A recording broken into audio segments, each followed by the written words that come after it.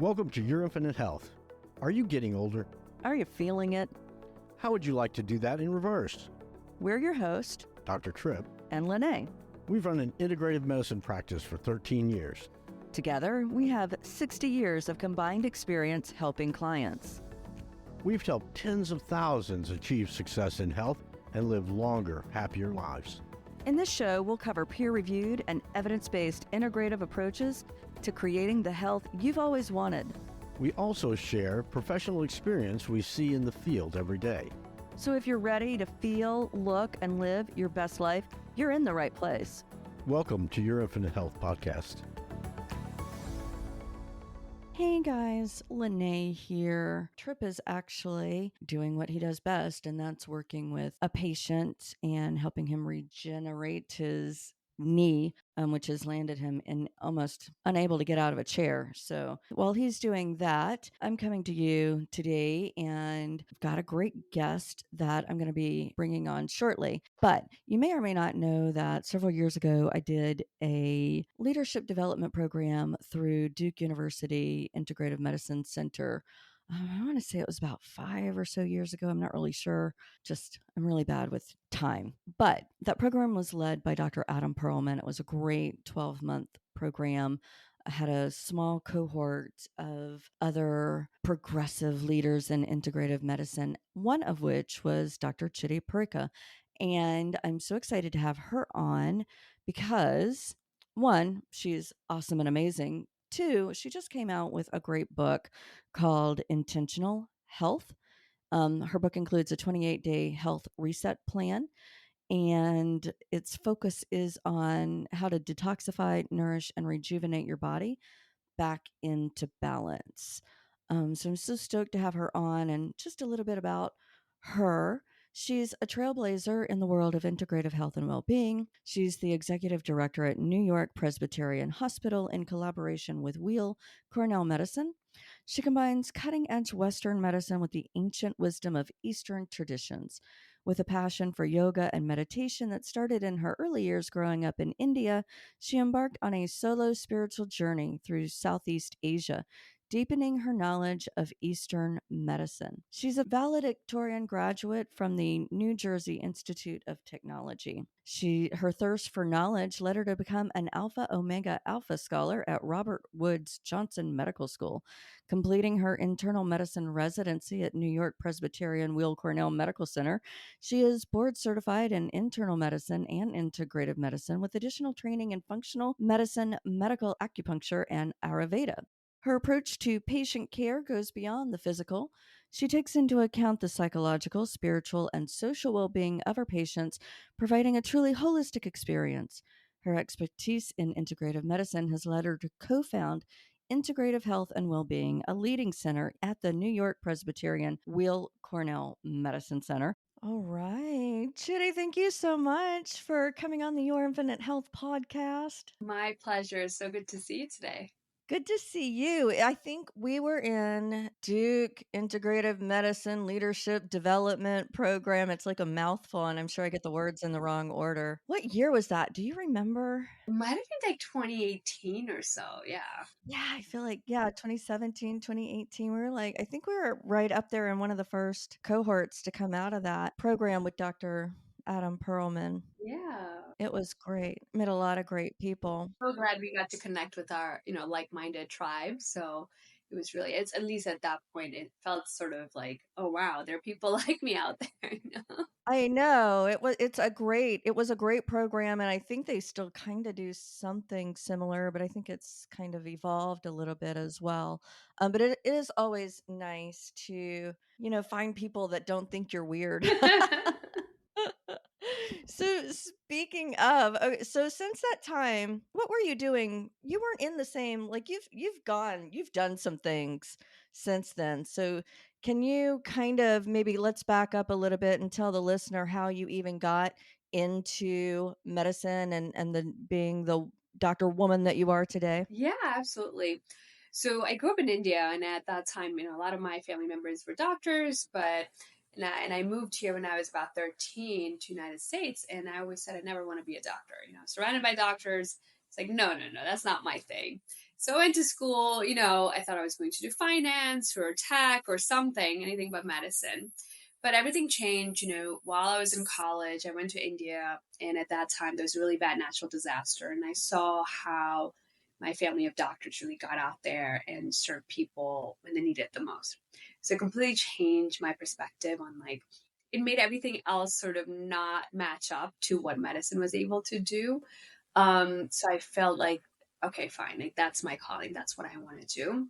And even after I got into medical school, I still was like, this is a huge commitment to go into medicine. So I took a year off, and I just packed my bags and I traveled all through Asia on my own. And this was before iPhones and Google Map, so it was a Oh true my gosh. adventure.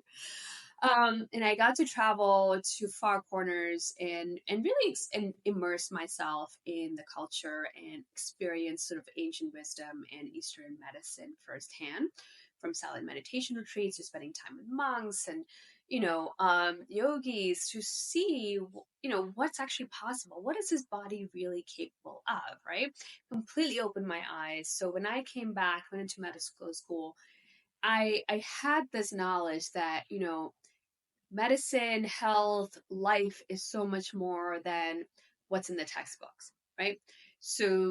And I knew always that the type of medicine I wanted to practice wasn't just limited to treating people when they're sick, right? That you come in, you give them this medicine for this, symptom. The type of medicine I wanted to practice was I want people to come to me to stay healthy. And I wanted to keep them that way, right? So that's the type of doctor I wanted to be. We all know Western medicine, our current healthcare system is just not designed for that.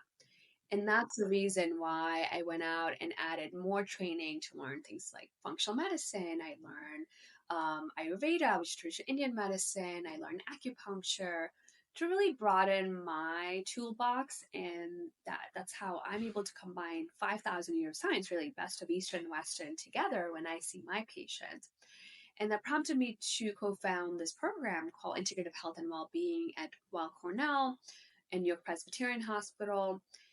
And it was just a dream at first. And 8 years later, now I'm definitely living my dream, where we have a team of 7 doctors. We have 5 acupuncturists, we have a psychologist, we have a nutritionist, yoga, meditation, Qigong instructors, all working together within sort of an academic health institution, taking insurance for everything. We're seeing 13,000 patient visits. And I want this to be, and I know in my core that this is how medicine's supposed to be. This is the future.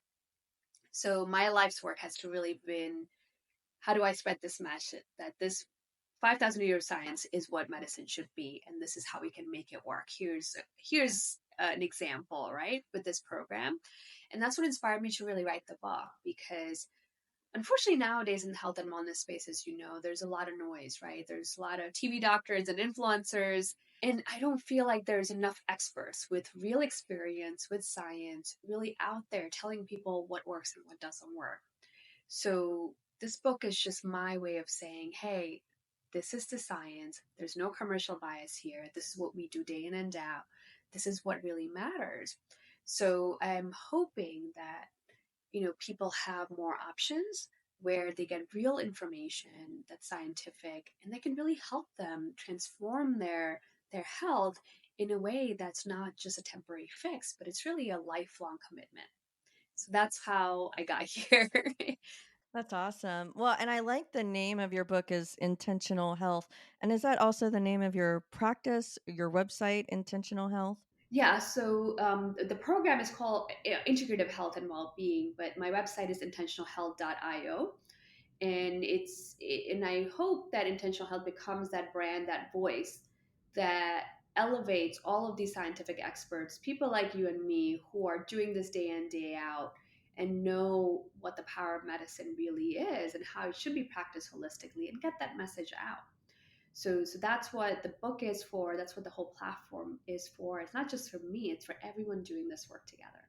Yeah, it's really great. We did an episode recently on, well, just the word intentional health. And we did an episode recently on, instead of resolutions, making intentions, because of the the action energy that is in that, and taking that ownership interest in just that word. So really, like, I was like, when I saw that book, I was like, oh, I'm going to have to talk to her about that, because I think, in medicine, in Western medicine, we've created this cultural behavior that's reactive, and patients, people, good people like you and me, we take advantage of our youthful health and burn the telomeres at both ends for so long until we wake up one day and realize, all of a sudden we've got these aches and pains, and we're fatter than we've ever been, and things like that. So we haven't taken a ownership interest, haven't been proactive along the journey. And so by the time you're in your 40s or your 50s or your 60s, you're like, "Whoa, no, I gotta, rewind this." But uh, in America, we don't go to the doctor until there's a problem, and then we expect the doctor to fix us, and that that is not fair to us, to the person, and it's also not fair to the doctor. Exactly, and that's the concept of healthcare I really challenge, and I want everyone to be intentional about. So the idea of intentional health is exactly what you said. It's channeling that energy, right? It's powering, supercharging our thoughts and our actions with a motivation that's unique to us. It's not, often what happens when I ask people, what does health look like for you? That's the whole point of intentional health. Ask yourself, what does health mean for me? It's not about the image that's often marketed to us. It's not about what you see on Instagram, like perfect diet, salads all day, running marathons, six packs, and all this. It's great if you want that. That's perfect. But health is a much bigger conversation, not just what it looks like outside, but not just the physical health, but also looping in the conversation of like, what about my emotional health, my spiritual health? What about the community that I'm part of? What about environmental health, right? It's all intertwined. So intentional health is about not just asking what our physical health ideal is, something that's probably marketed to us, but asking that question to us, like, what means, what is health for me? What's going to help me live a life full of vitality? It doesn't have to be the same things that we often see in magazines or social media. It can be something very, Well, it probably isn't. it I feel probably like, isn't it. in that realm, that's a very third dimensional plastic perspective that I think can create more harm than good, because it creates false, what's the word I'm looking for? That's why I stopped looking at women's magazines, because it makes you feel inadequate and that you don't measure up. Those things are not healthy at all. Exact, and that's how they sell you things. And I always say anything that's sold to you in the name of health and wellness is questionable, because it shouldn't cost anything. If it was money that bought health, I can tell you, I see enough extremely wealthy, some of the wealthiest people on the planet. I see them. So money could buy health if it was just a matter of how many supplements you can buy and what diet you can go on, what gym you can be part of. Hey, these people, anyone with a little bit of money would not be sick, and we wouldn't be seeing, we shouldn't be seeing that. But clearly that's not the case. And when you go to when you travel, that's the crazy thing. It's like when I traveled to some of the most remote areas, some of the poorest areas, and I found that those were the healthiest, most vital people. Right? They're not eating superfoods. They're not like running on a treadmill. No, health is just part of life, right? So it just opens your eyes and makes you question, like, what are we doing here, right? With all the money, with all the access to resources we have, how are we the sickest people? So let's talk about that, right? And one thing you brought up is really important is I always say that nowadays the image of health is all about perfection, right? It's like all or nothing, right? Either you sleep 8 hours, drink all your water, eat perfectly, and go to the gym every day. That's healthy. And if you're not doing that, then sorry, like you're failing, right? Right. Right. But Eastern medicine, there's a wonderful concept that health is never about perfection, it's all about balance. And when you reframe our narrative of health with a goal of balance, it allows for the ups and downs, right? There's going to be times where we're unable to make our health a priority, and that's okay. We recognize it and we say, whatever I can do right now to balance, I will do that. And it takes so much pressure away from us, right? It gives us room to be human and to go with the ebbs and flow of life. So I love that idea of balance instead of just perfection. Yeah, perfection is an illusion. Yes, exactly. We're chasing it and we feel like we're failing. Yeah, for sure. And, just giving ourselves that allowance and that forgiveness. I think a lot of people today are so stressed with the demands of work, the demands of family, the financial, demand. Seems like everything is going up from an expense perspective.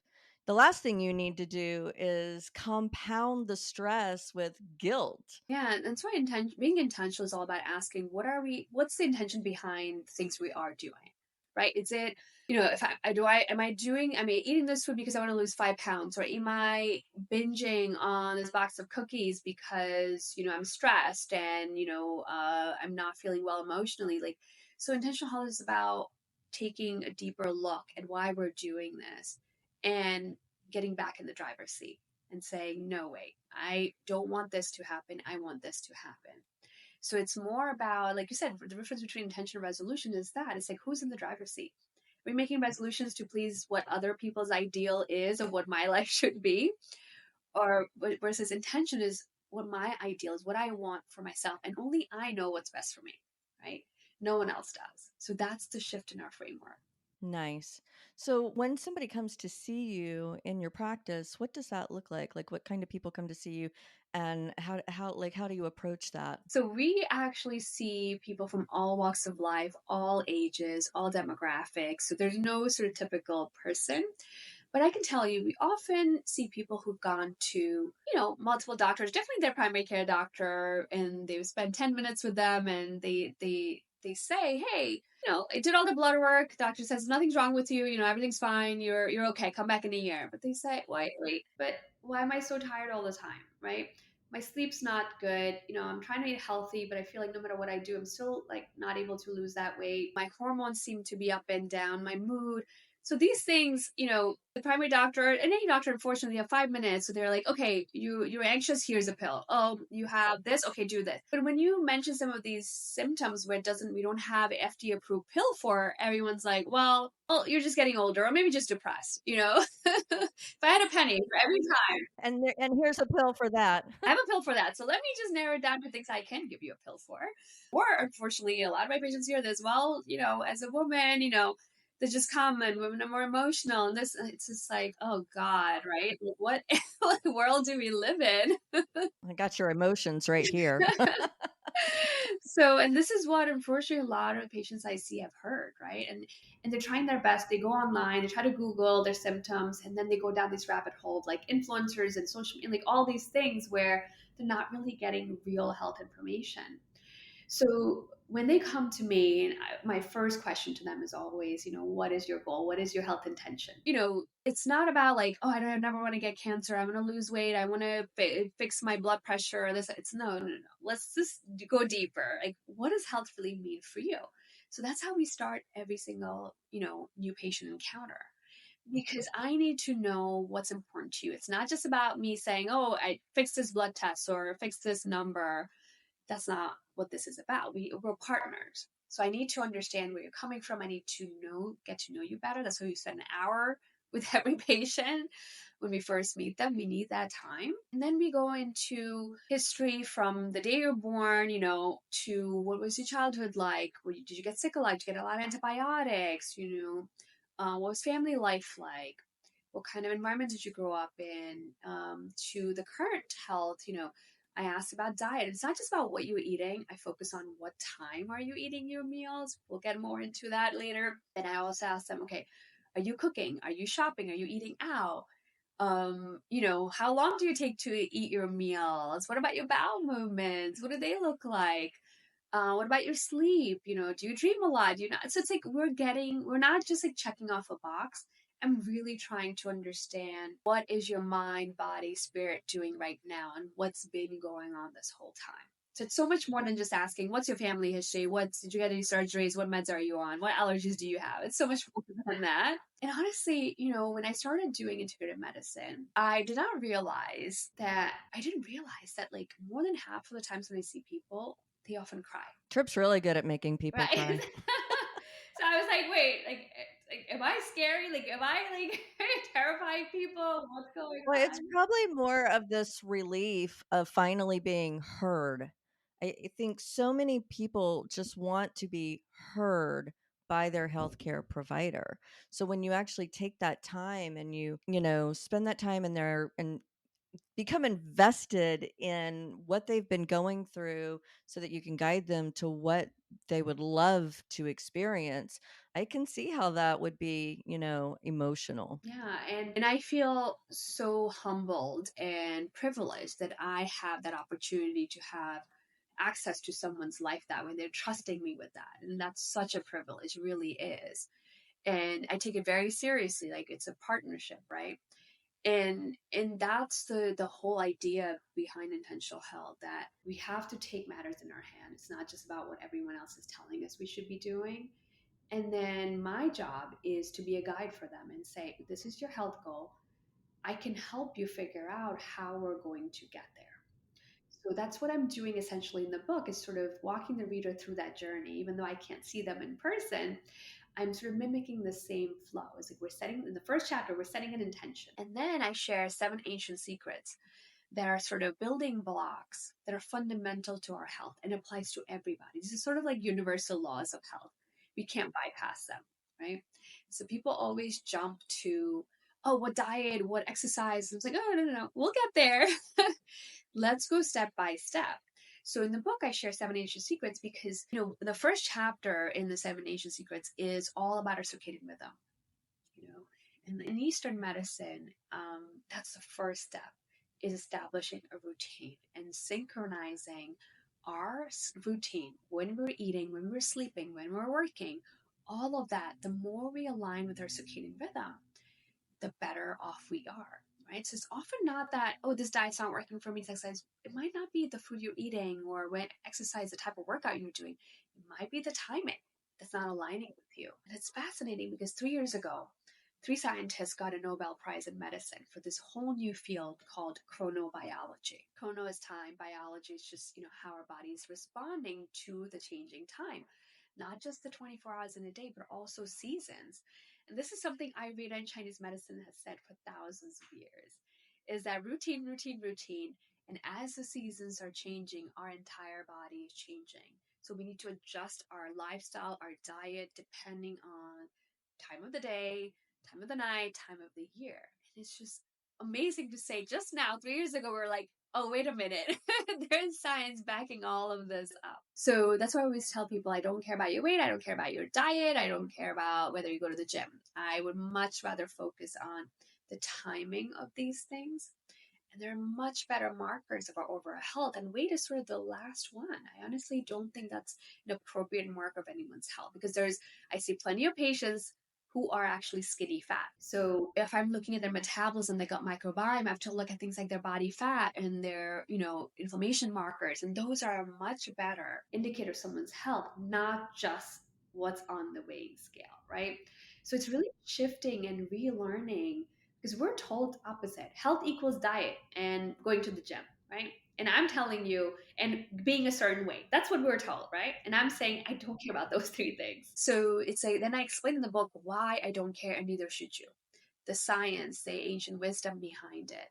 So once you recognize, oh, these are the things I should really be focusing on, and these are all within my reach, I can make a routine and I can try my best to stick to it. And of course, there's some ups and downs.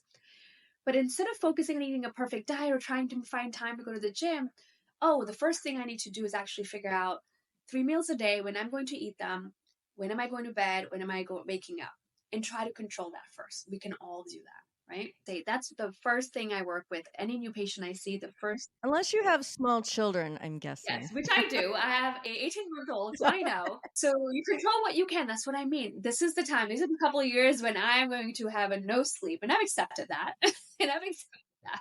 It gets better when they're teenagers. You have to actually get them out of bed, so it does get better. That's what I say. Hey, balance, right? So right now I'll control what I can control. So at least I can try to stick to my 3 meals and not let it get by me, because I need to stay nourished. And so I can be a better parent, right? I can be a better mom, right? So we work with what we can.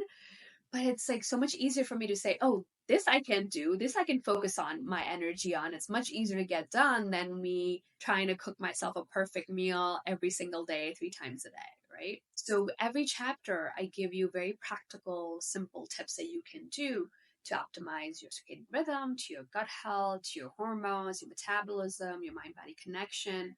So these are the pillars of health that we're constructing, right? And if the foundation is strong, then everything else becomes effortless because you are working with your body, right? Rather than trying to fight it. What we're fighting its natural rhythms all the time otherwise. It's so exciting. I can't wait to get my hands on that book. I honestly never have not personally given much thought to my circadian rhythm. I'm more directed by the school schedule and the carpool schedule. I guess that's forced me to be in a routine. Yeah. And I think the busier people are, the more routine they actually are. So I always tell people, like, I know you're busy, and I think that's your perfect reason why you need more of a routine and structure. So everything that's important to you for your well being, we're not putting it on the side. We're not ignoring it. We're building it into the schedule just as we are all the other things in our life. Right? Why should that be a second thought? That should be just as important as everything else we're doing. Very cool. So will they move past chronobiology and then what? So after that, we really go into our gut health. So our digestion, our gut microbiome, because in Eastern medicine, they're saying every disease starts in the gut. And again, now Western medicine is saying, oh, hey, gut microbiome, right? We're a little slow Yeah, over here. so it's like, oh, right. Now we realize gut microbiome affects our mood. Anxiety, depression can be treated if we optimize our gut health. Our gut is our second brain, right? Majority of serotonin, more than 80% of serotonin, the happy hormones, actually made in the gut. And what type of bacteria we have in our gut actually dictate how much of that hormone's made. There's actually a fascinating study. I always love quoting this one because it came out of Korea. And what they did was took a group of healthy people and they said, we're going to look at your gut microbiome, see what type of, bacteria you have, how many good kinds, bad kinds. And they also had them take personality tests. And what they found was people who had more of those inflammatory bacteria tend to have more of sort of a negative personality traits versus people who have a healthy amount of good bacteria and a lot of diversity had a lot of positive personality traits. So I always say, hey, if you're cranky one day, you know who to blame, right? It's not me, it's the bacteria, right? But it's just fascinating to see that, hey, gut health should be our priority because it's not just about digesting or anything like that. It's just one part of it. But every time we eat, we're not just feeding our body, we're actually feeding trillions of these bacteria and indirectly affecting how they, modulate or control our metabolism, our hormones, our mood, every single thing, right? So that's why step number 2 is like, all right, let's pay attention to our gut because it's controlling all the other things we're about to talk about. But if the gut is right, if the gut is in order, then when we talk about mind body connection, we talk about hormones or metabolism, we've already laid that foundation rather than working the other way. So often what people do is they work the other way. They're trying to take supplements for their hormones or they're trying to, do other things for their stress. But I was like, let's just scale back and say, all right, what are the really important things? Let me put that in order first. And then the amazing thing is a lot of those symptoms might be even 30, 40% better before you even did anything about them, right? So when we optimize our gut health, people realize, hey, now I have more energy. I'm not bloated all the time. I'm actually sleeping better. So and my periods are more regular. I'm not, it's like, it's amazing how that's not the intention. People don't think, oh, why should I focus on my gut health? I need to fix my cycles, right? It's like, no, it's all connected. So we're basically connecting the dots. I'm connecting the dots for you in the 7 ancient secrets. So you don't have to figure out, okay, what is the root cause? How do I figure that out? Like this, after seeing thousands of patients, this is what I've learned over and over again. So Nice. Cool. And okay, step 3. You're just walking me through it. Just walk me through the whole thing. so then we talk about, and the gut health chapter is split into 2. And one, we talk about gut microbiome, and the other one, we talk about digestive fire. So now we're slowly bridging the gap between the gut health and our metabolism. So people always think about metabolism as like, oh, someone has slow metabolism and it's harder for them to lose weight. Someone has fast metabolism, no matter what they eat, they lose weight. Like, it's so much more. Metabolism is basically our engine, our body. Metabolism is how the food we're eating gets converted into energy, right? But it's not the same for two people, right? Because our metabolisms are different. So sometimes, some people, you look at food and you gain weight. Some people eat whatever they want, they never gain an ounce. So it's not that they have fast metabolism or anything like that. And same goes with the food, right? So people can eat a healthy diet. One person is like, I feel great. The other person's like, no, not working for me. It's just the metabolism, the digestion. So in Eastern medicine, there's a saying, which I love. It says, food or diet that is metabolized or digested properly becomes nutrition and nourishes us. But food that is not digested properly or not metabolized properly becomes toxic and becomes root cause of disease. Food is the same, right? How our body actually digests the food and metabolize it, that's what determines if that's nutrition or if that's becoming toxin for me. So that's a difference. So in the book, I help you understand how strong is your metabolism, what is your digestion doing, and I give very practical tips to optimize your digestion. So the food you're eating is actually broken down properly. So what drives me crazy is you see, on social media and everywhere, people are like, oh, I only eat protein. I eat like 100 grams of protein, isn't that? It's like, great, but most of us have weak digestion, right? So it doesn't matter. Even if you're eating 100 grams of protein, it does not mean your body's actually able to handle it. It doesn't mean you're digesting it. You're actually getting all the benefit from it. Because food that's not digested properly, it's becoming toxic, right? It's overwhelming your digestion. And that food is just rotting in our system and like causing more problems. It's yuck, exactly. So we don't even think about that, right? We're just like gobble, gobble, gobble. We're just gonna put all this food that's apparently healthy and all these supplements, but your body still has to process it, right? So that's the whole point. And Eastern medicine is no perfect diet. What we do is we really figure out, okay, it's not that you have slow or fast metabolism. It's just that our diet and lifestyle have to match it. So think about when we're sick, right? Let's say you come down with the flu. When you have the flu, we often listen to our body because our body's screaming, hey, I'm sick. I got a fever. I can't do anything. We're resting on bed today, right? Do we crave steak and eggs and, like a 6-course dinner when we have the flu? No, that's the last thing. We can't even look at that, right? Otherwise, we'd be like, yeah, all for it, right? When we're sick, what do we want? We're just like, I just want a bowl of soup, right? I just want some tea, right?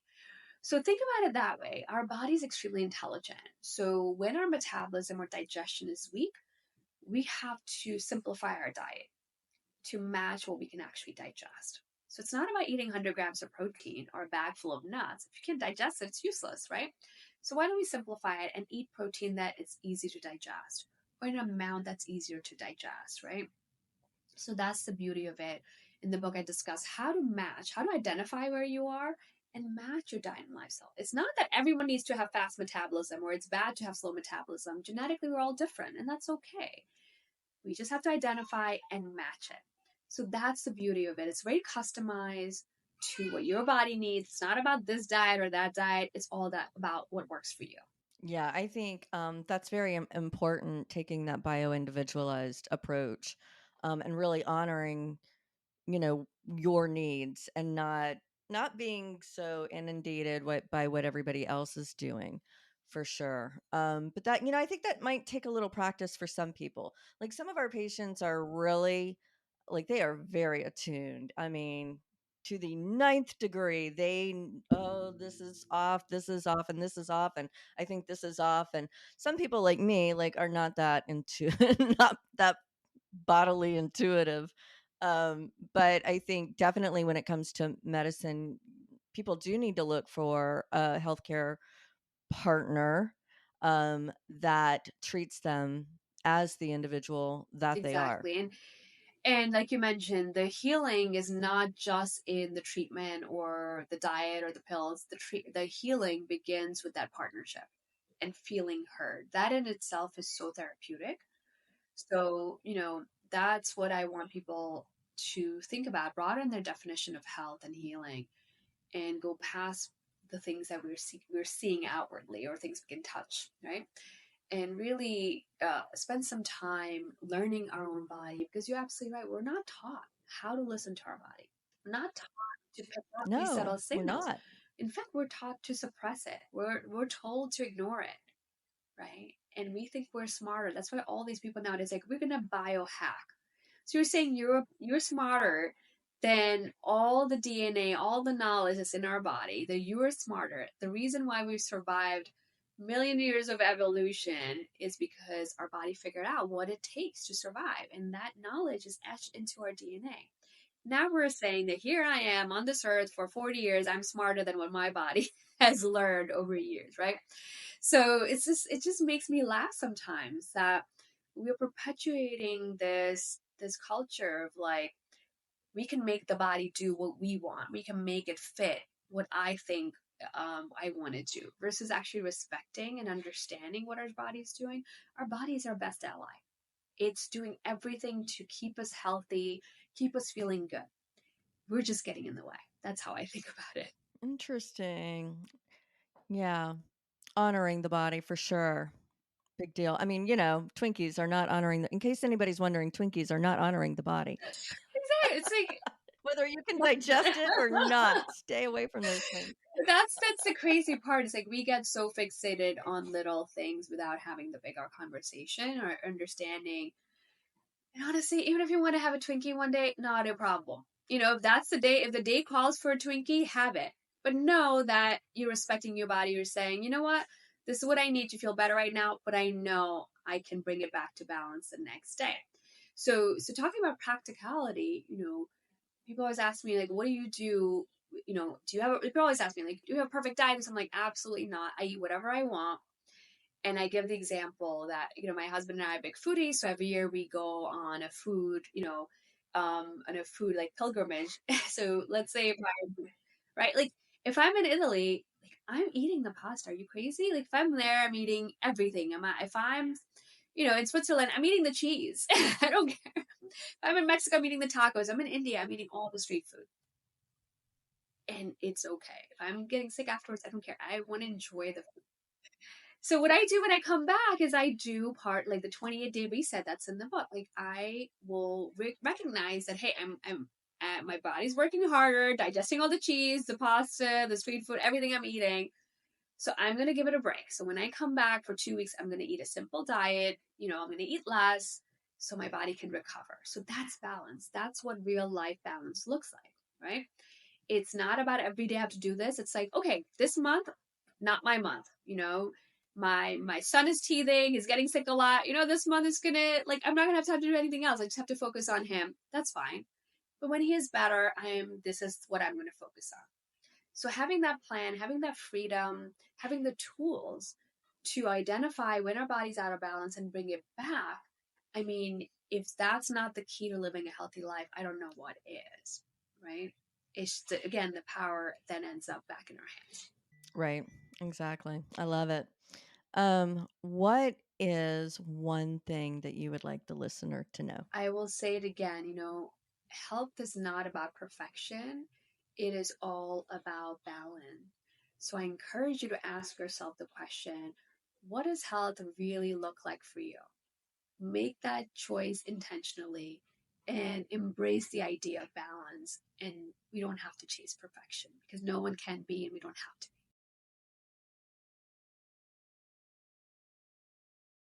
You can get the book anywhere books are sold, from Amazon, Barnes & Noble, to your local bookstore. And you can find more information about me at our website, intentionalhealth.io. You can follow us on Instagram at intentionalhealth_. Awesome. Well, thank you so much for coming on Friday night. Really appreciate your time and your wisdom. No, anything for you, LeNae, and keep up the good work you and Trip are doing. We need more of us. We need to be out there.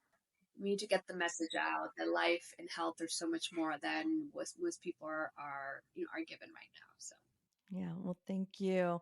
All right, listener, hope you found this educational, informational, somewhat entertaining, and until next time. Thanks for subscribing to Your Infinite Health. I'm Dr. Tripp. And I'm LeNae. Until next time, feel it, look it, and live it.